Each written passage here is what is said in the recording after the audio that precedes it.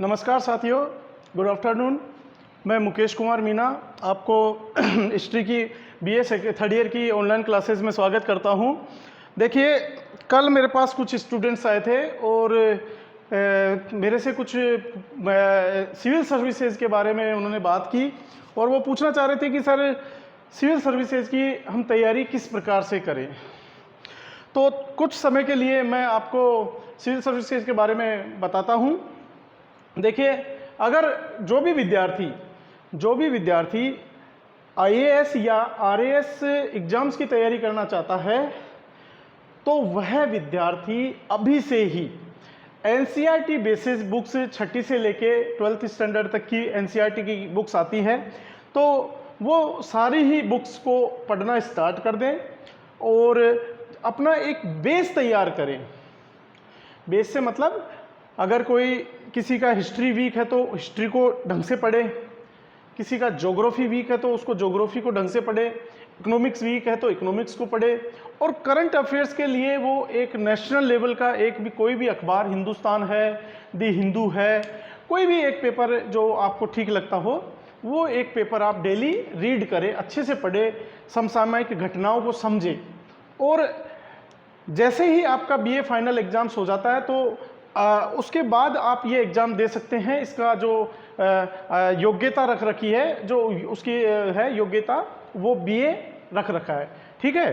तो और इस पर विस्तृत से चर्चा फिर हम बाद में और कर लेंगे, पर एक बार तो आप इतना करिए कि आप एक नेशनल लेवल का जो भी पेपर है उसको रीड करें। और बेसिक बुक्स है, जैसे अपने एनसीईआरटी की कई बुक्स आती है 6 स्टैंडर्ड से लेके 12 स्टैंडर्ड तक की, उन सबको कलेक्शन करें उनका और अच्छे से उनको रीड करें, अच्छे से नोट्स बनाएं और उनका एक बेसिक जो बेस होता है उसको मजबूत करें।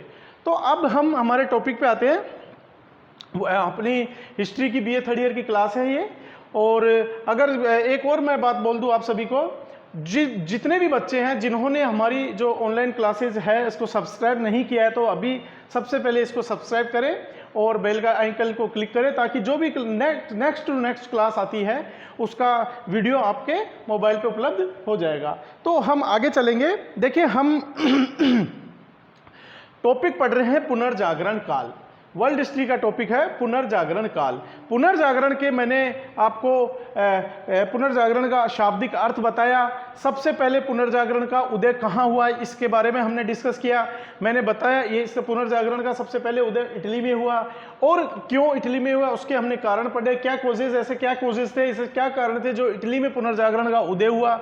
और उसके बाद हमने रीड किया पुनर्जागरण के कारण। तो पुनर्जागरण के मैं आपको 5 से 7 कारण बता चुका हूं। मैंने आपको बताया पुनर्जागरण का उदय कैसे हुआ, मैंने बताया किस प्रकार से धर्म युद्ध हुए, ईसाई जगत और मुस्लिम जगत के बीच में धर्म युद्ध चला जेरूसलम के उसको अधिकार को लेके, और किस प्रकार से व्यापारिक समृद्धि, किस प्रकार से मुद्रण यंत्र, किस प्रकार से हमारे जो शिक्षा का प्रसार हुआ जिसके वजह से जो है पुनर्जागरण को बढ़ावा मिला।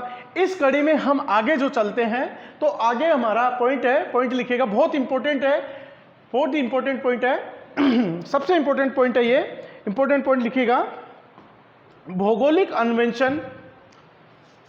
अन्वेषण और वैज्ञानिक खोज। भौगोलिक अन्वेषण और वैज्ञानिक खोज,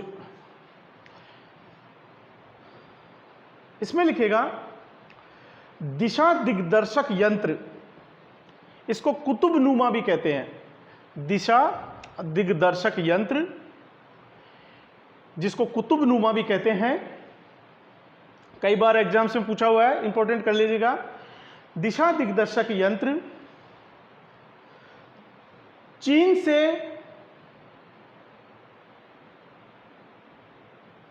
चीन से आए मंगोलों ने इस यंत्र को यूरोप में पहुंचाया। इस यंत्र को यूरोप में पहुंचाया, जिसके चलते जिज्ञासु यूरोपीय वासियों ने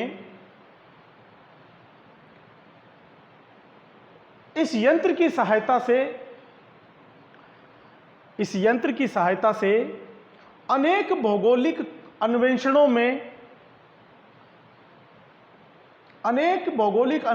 में इस यंत्र को उपयोग में लिया। इस यंत्र को उपयोग में लिया। इस प्रकार से नवीन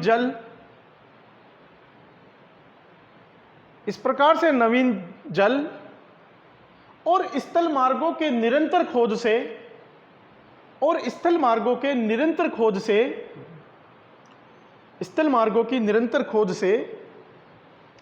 नई दुनिया के साथ संपर्क बढ़ने लगा। नई दुनिया के साथ संपर्क बढ़ने लगा। नई दुनिया के साथ संपर्क बढ़ने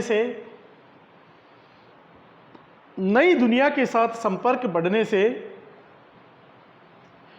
यूरोप के मानव का चिंतन एवं तर्क बढ़ने लगा और वह धार्मिक रूढ़िवादिता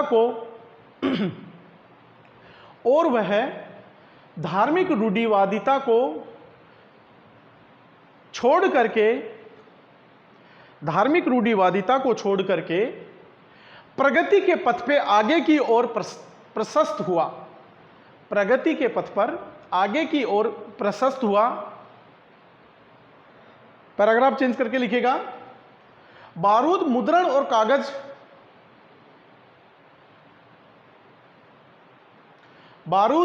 मुद्रण और कागज की जानकारी ने पुनर्जागरण को और भी बढ़ावा दिया। बारूद, मुद्रण और कागज की जानकारी ने पुनर्जागरण को और भी बढ़ावा दिया।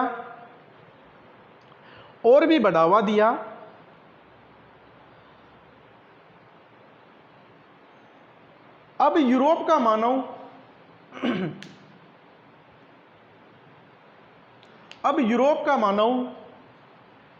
वैज्ञानिक खोज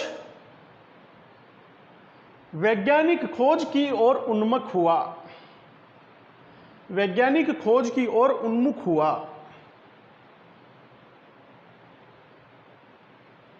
प्राकृतिक शक्तियों पर विजय प्राप्त करने की उसकी लालसा बढ़ने लगी। प्राकृतिक शक्तियों पर विजय प्राप्त करने की उसकी लालसा बढ़ने लगी और वह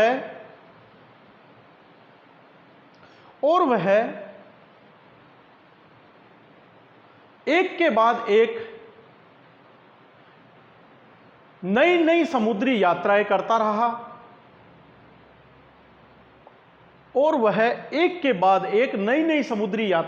रहा और नए देशों की खोज होने लगी।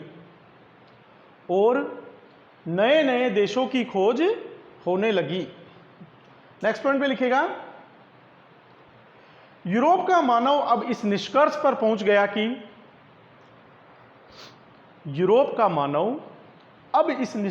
पहुंच गया कि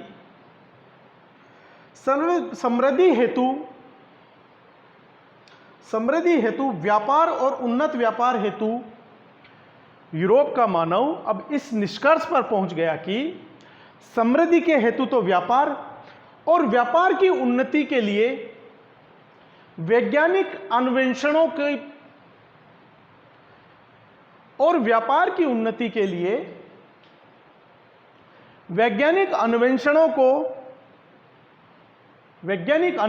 को अथवा वैज्ञानिक आविष्कारों को स्वीकार करना जरूरी है। अथवा वैज्ञानिक आविष्कारों को स्वीकार करना जरूरी है। इस काल में अनेक भूगोलवेत्ता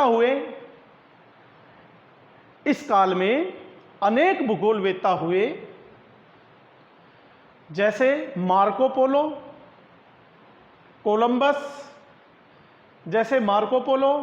कोलंबस, वास्को डी गामा जैसे अनेक साहसी नाविक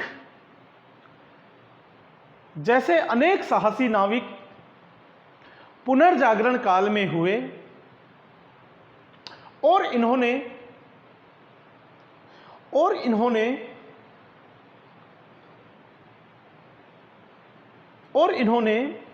अनेक व्यापारी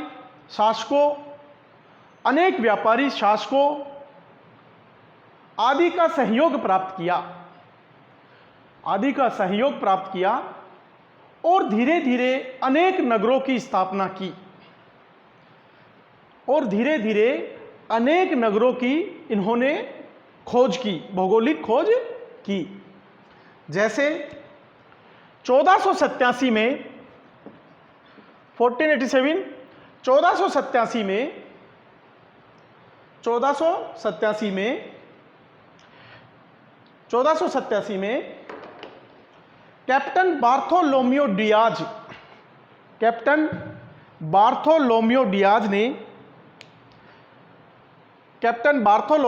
ने अफ्रीका के दक्षिणी किनारे की खोज की। कैप्टन बार्थोलोम्यू डियाज ने अफ्रीका के दक्षिणी किनारे की खोज की। इसी प्रकार से 1492 में कोलंबस ने अमेरिका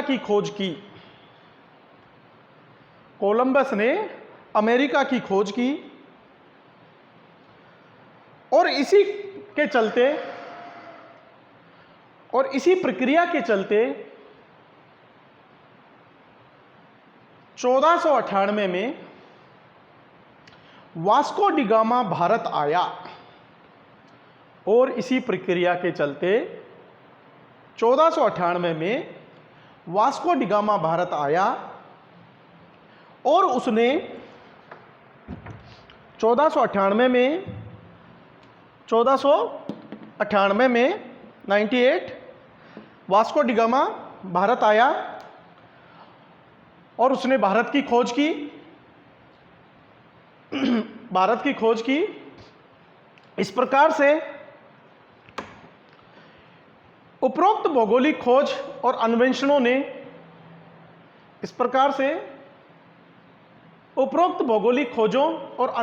ने विश्व को छोटा बना दिया और उपरोक्त सभी खोजों का उद्देश्य और उपरोक्त सभी खोज और अन्वेषणों का उद्देश्य व्यापार को बढ़ावा देना था। देखिए, मैंने आपको बताया था, हमने इससे पहले भी पॉइंट पढ़ा था, व्यापारिक समृद्धि। एक व्यापारी अपने व्यापार का प्रसार करने के लिए कुछ भी करेगा, लेकिन वह अपने व्यापार में घाटा सहन नहीं करेगा। अंग्रेज, मैंने आपको बताया, आप सभी को पता है, अंग्रेज जो है व्यापारिक पूंजी के तहत भारत आए और धीरे धीरे उन्होंने भारत की राजनीतिक स्थिति का अध्ययन किया। अध्ययन करने के पश्चात उनको इस चीज़ का रियलाइज हो गया कि भारत में बहुत ज़बरदस्त एकता का अभाव है और वो धीरे धीरे इस भारत पर अधिकार स्थापित कर सकता है और उसने स्टेप बाय स्टेप बहुत ही चतुराई के साथ भारत पर अपना आधिपत्य स्थापित कर लिया था। और इस बात में कोई दो राय नहीं है कि ये एक अलग टॉपिक है, उसमें हम पढ़ेंगे, औपनिवेशिक काल में पढ़ेंगे, उसमें हम जाएंगे। लेकिन वर्तमान अभी हमें इतना ही ध्यान रखना है कि भौगोलिक अन्वेषणों के चलते अनेक नए नगरों का, अनेक नए देशों की खोज हुई, जिसके चलते पुनर्जागरण को बढ़ावा मिला। अब हमारा नेक्स्ट पॉइंट आप लिखेगा, राष्ट्रीयता का प्रसार, राष्ट्रीयता की भावना का प्रसार। हमारा लास्ट पॉइंट लिखेगा, राष्ट्रीयता की भावना का प्रसार या उदय। इसमें लिखेगा, धर्म और पोप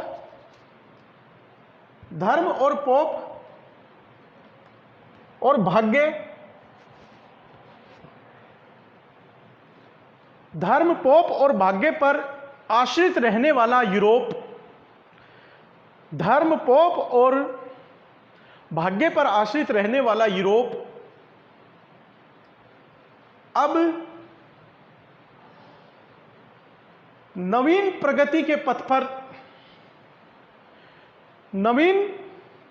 पथ पर चला और यूरोप के देशों में स्वराष्ट्र, स्वभाषा, स्वधर्म और यूरोप के राष्ट्रों में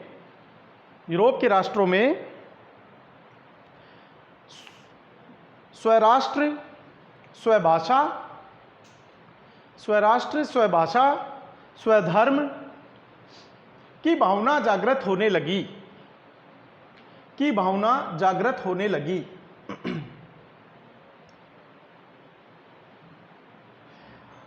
अपने देश की प्रगति हेतु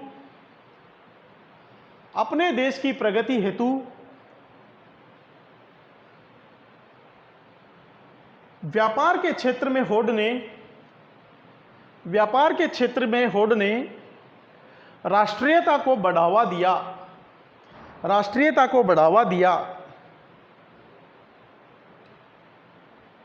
स्पेन, पुर्तगाल, फ्रांस और इंग्लैंड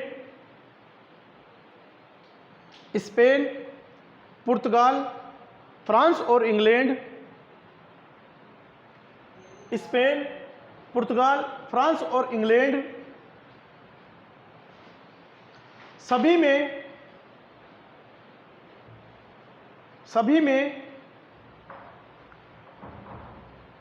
राष्ट्रीयता की भावना का व्यापक प्रसार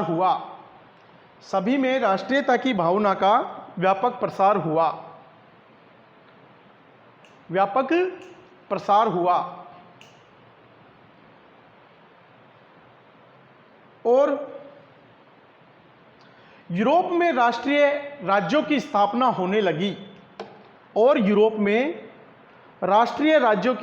होने लगी, जिसका आधार संस्कृति का विकास बना। अज्ञानता का अंधकार हटने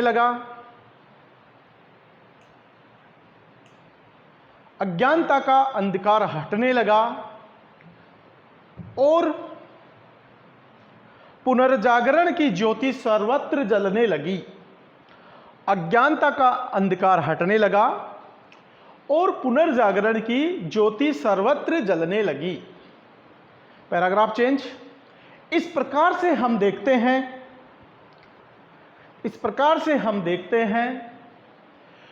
कि पुनर्जागरण के लिए किसी एक कारण को उत्तरदायी ठहराना सही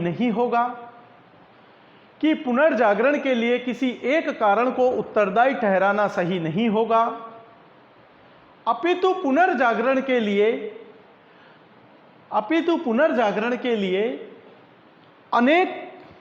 कारण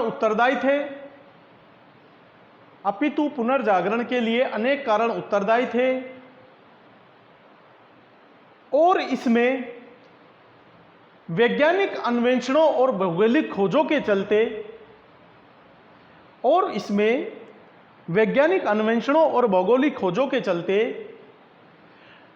नए देशों का उदय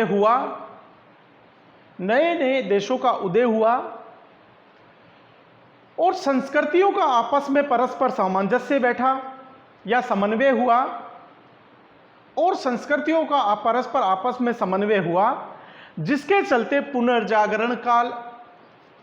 जिसके चलते यूरोप में पुनर्जागरण का उदय हुआ और वह धर्म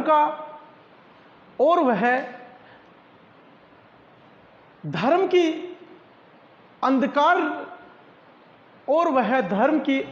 अंधकार रूपी गलियों से निकलकर तर्क की कसौटी पर आगे बढ़ने लगा। तो ये हमारा पुनर्जागरण का एक जो हमारा टॉपिक था, पुनर्जागरण के कारण, वो मैंने आपको करवा दिया है। और आपका जो क्वेश्चन बनता है, यूनिवर्सिटी के हिसाब का क्वेश्चन बनेगा कि पुनर्जागरण का अर्थ समझाते हुए इसके उदय के कारणों का विस्तार से उल्लेख कीजिए। तो ये मैंने विस्तार से उल्लेख कर दिया है और मैं समझता हूं मैंने आप लोगों को पहली क्लास में कुछ बोला था आप लोगों ने सबने बुक्स का अरेंज कर लिया होगा, बुक्स अरेंज कर ली होगी।